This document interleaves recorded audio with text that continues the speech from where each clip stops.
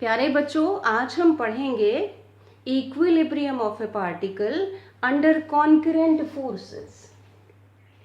Concurrent forces होते हैं two और more forces acting at the same point. Equilibrium is a situation which refers to that net external force acting on a particle is zero। मतलब क्या है कि concurrent forces act कर रहे हैं पार्टिकल पर, दो या दो से ज़्यादा फोर्सेस एक्ट कर रहे हैं एक पार्टिकल पर, लेकिन उनका जो नेट इफेक्ट है वो ज़ीरो हो जाता है। और जब नेट इफेक्ट ज़ीरो हो जाता है या नेट एक्सटर्नल फोर्स ज़ीरो है, तो अगर पार्टिकल रेस्ट में है तो वो रेस्ट में रहेगा, यूनिफॉर्म मोशन में है स्ट्रेट लाइन में तो उस कंडीशन में रहेगा। ये है condition of equilibrium.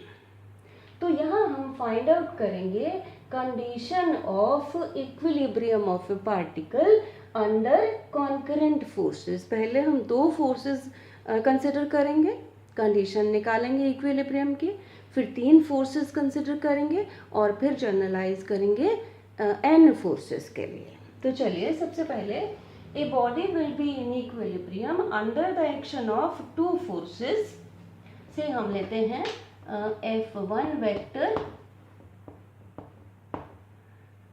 and F2 vector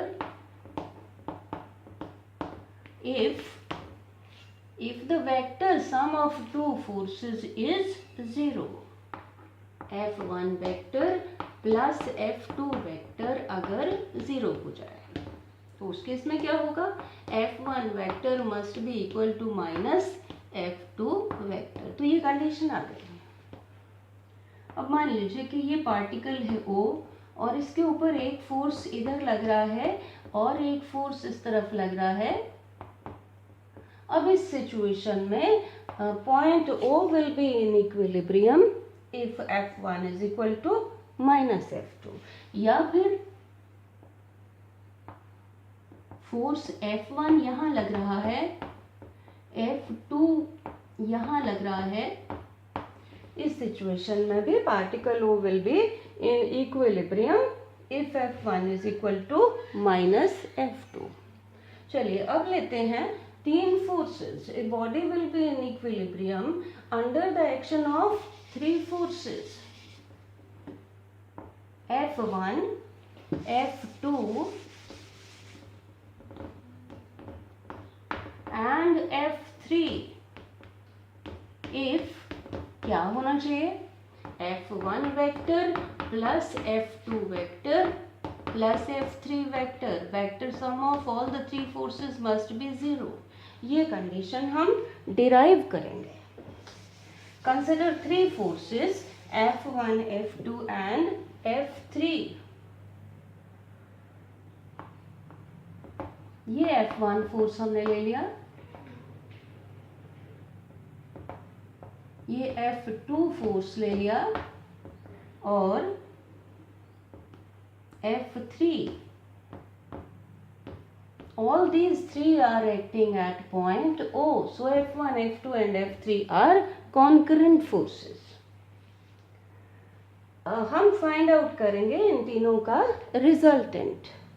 पहले हम फाइंड आउट कर लेते हैं resultant of F1 and F2। ये कैसे फाइंड आउट किया जाता है, by parallelogram law of vectors या पैरेललोग्राम लॉ ऑफ फोर्सेस। तो पैरेललोग्राम कंप्लीट कर लें, डायगोनल ड्रॉ कर लें। अब F1 vector plus F2 vector, this will be equal to, according to parallelogram law of vectors, it should be equal to OC vector। अब point O, इन दो का हमने एक बना लिया यानी OC वेक्टर। अब हमारे पास दो फोर्सेस हैं, एक OC और दूसरा OC dash. Point O will be in equilibrium if the resultant of these two becomes 0। Point O will be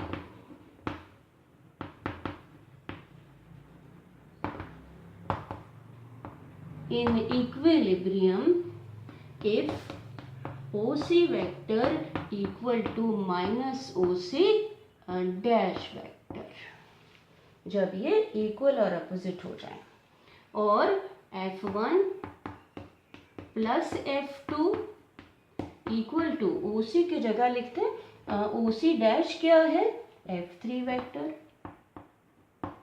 तो this will be equal to minus F3, OC dash F3 है और minus OC dash को क्या लिखेंगे, minus F3, तो this is equal to minus F3, और F1 plus F2 plus F3 equal to 0। तो यहाँ हमने कंडीशन डिराइव कर दी। अगर कहा जाए कि right the condition for equilibrium of a body under 3 forces, ये कंडीशन अगर डिराइव करने को कहा जाए तो इस तरीके से, और किस तरीके से डिराइव करते हैं, by using triangle law of vectors. F2 को हम यहां भी शो कर सकते हैं। अब चलिए हम क्या कहेंगे कि according to triangle law of vectors क्या लिख सकते हैं, resultant of F1 and F2, F1 plus F2 equal to OC vector according to triangle law of vectors. इन दो का एक बन गया OC वेक्टर।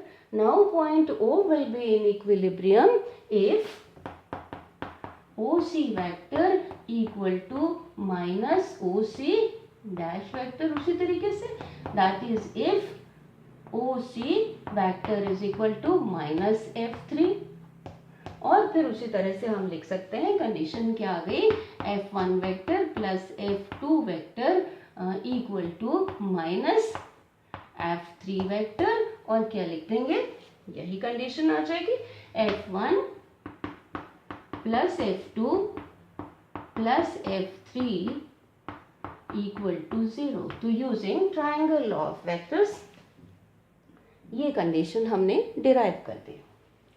अब देखिए कि OC vector equal to minus OC dash, तो CO वेक्टर किसके बराबर होगा, OC vector equal to minus F3, CO vector equal to F3 vector, CO vector C से इस तरफ, ये क्या आ जाएगा, F3, मतलब कि हम क्या लिख सकते हैं कि a body will be in equilibrium under the action of 3 forces F1, F2 and F3 if these can be represented by the sides of a triangle taken in same order। तो चलिए लिखते हैं,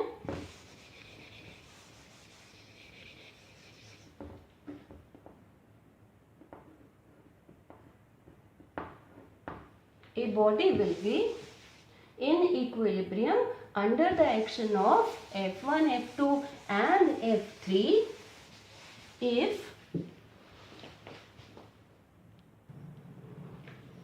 a body will be in equilibrium under the action of 3 forces F1, F2 and F3 if they can be represented by the sides of a triangle taken in same order। चलिए generalise करते हैं n forces के लिए। ए body will be in equilibrium under the action of n forces F1, F2, F3 and so on Fn if they can be represented by the sides of a polygon।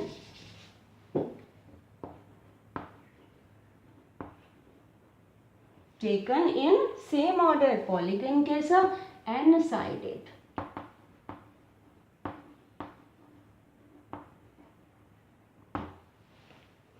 और तरीके से हम लिखते हैं, वो कैसे लिखते हैं, 3 forces F1 and F2, पहले N के लिए लिख लेते हैं, N forces F1, F2, F3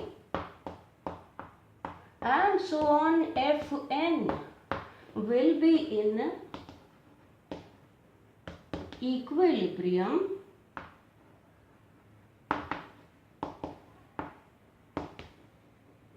if they can be represented by the sides of a polygon taken in same order. चलिए अब 3 forces के लिए लिखते हैं. 3 forces F1, F2 and F3 will be in equilibrium if they can be represented by the sides of a triangle taken in same order.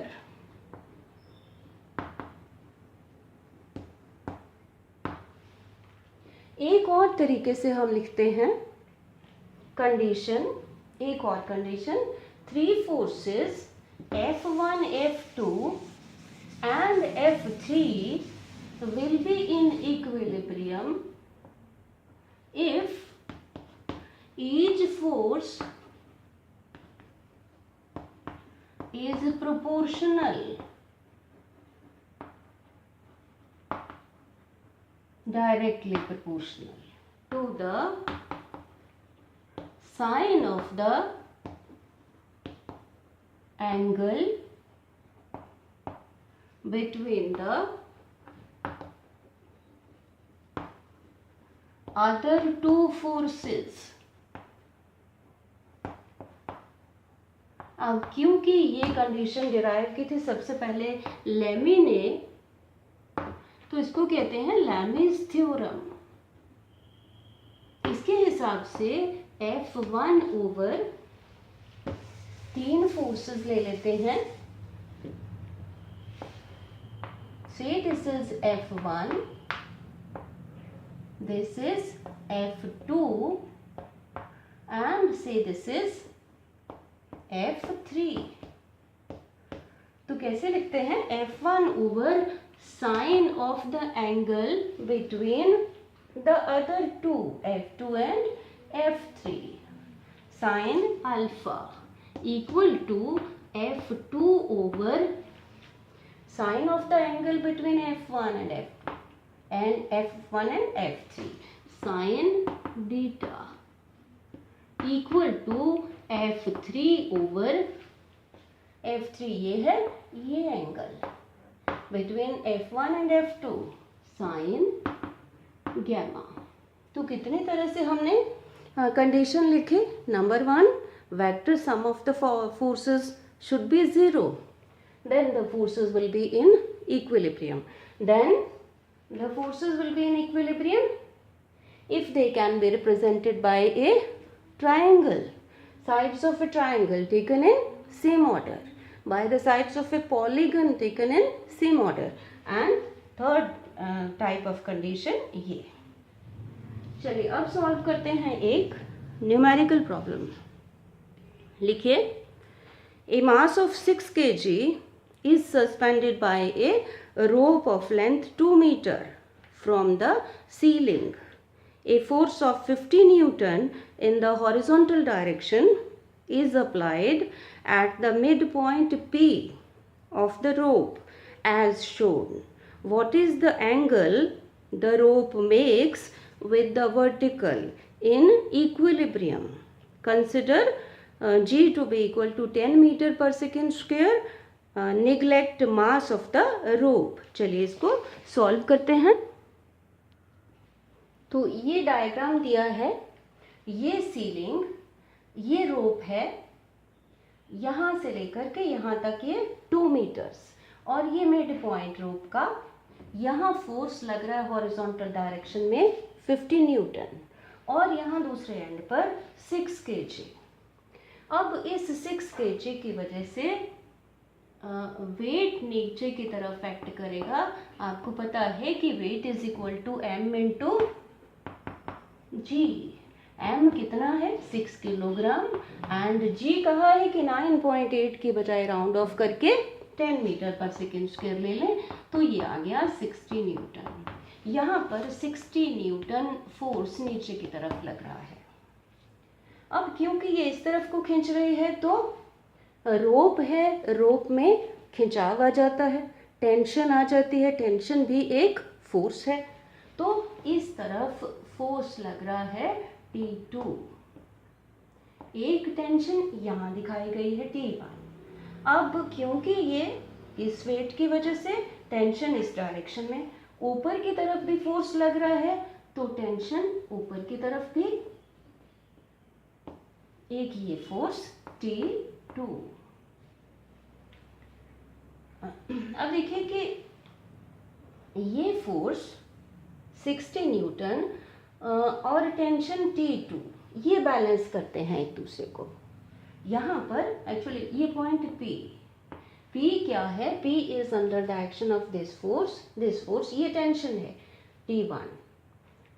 ऊपर की तरफ भी खींच रहा है, इस तरफ भी, इस तरफ भी।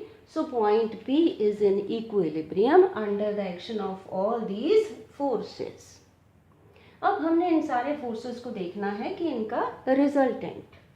यहाँ पर देखिए W और T2 अगर हम यहाँ दिखाएं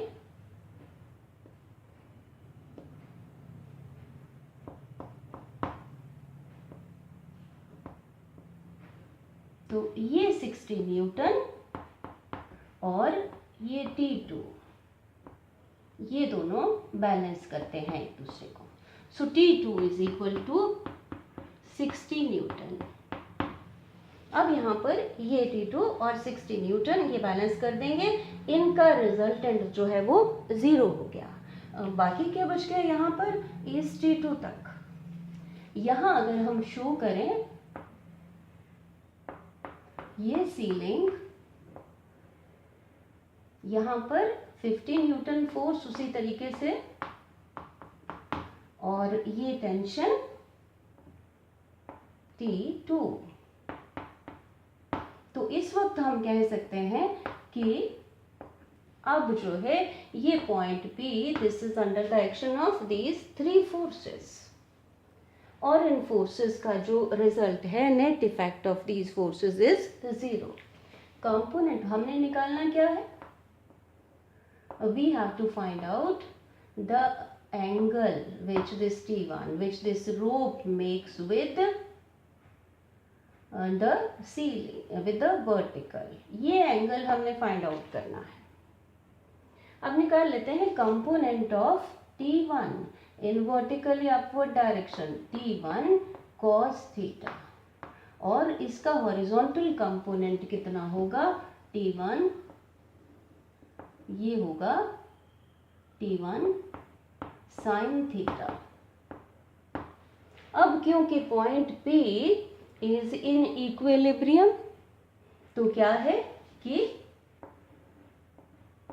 because point P is in equilibrium under the action of these forces, therefore T1 cos theta must be equal to T2, which is equal to 60 Newton। इस तरफ भी बैलेंस होना चाहिए। T1 sin theta equal to 50 Newton, क्योंकि तभी ये equilibrium में होगा। अब इन दोनों को डिवाइड कर लेते हैं, फाइंड आउट करते हैं T1 sin theta over T1 cos theta. देखिए 50 डिवाइडेड बाय 60, तो टेंजेंट थीटा कितना आ जाएगा? 5/6। Theta is equal to tangent inverse 5/6। अगर नेचुरल देखें टेबल्स, टेंजेंट्स के टेबल्स देखें तो थीटा यहाँ से आ जाता है 39 degree 48 minutes, which is equal to 39.8 degree. तो बच्चों इस तरह से न्यूमेरिकल्स बाकी भी सॉल्व कर सकते हैं। इसको समझिए अच्छी तरह से, टॉपिक को समझिए। क्वेश्चन इस तरह से आ जाता है कि what are concurrent forces, write the condition for equilibrium of concurrent forces, या what are concurrent forces, derive condition for equilibrium of concurrent forces, या फिर न्यूमेरिकल्स। तो समझिए इस टॉपिक को। Thank you.